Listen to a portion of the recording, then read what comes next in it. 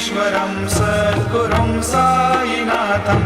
अजन्माद्यमेकं परब्रह्म साक्षात् स्वयं सम्भवं राममेवावतीर्णं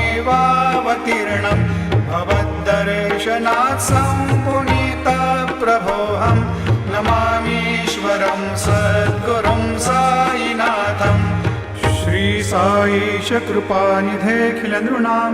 सर्वार्थसिद्धिप्रद युष्मत्पादरजप्रभावमतुलं धातापि वक्ता क्षमः सद्भक्त्या शरणं कृताञ्जलिपुट सम्प्रापितोऽस्मि प्रभो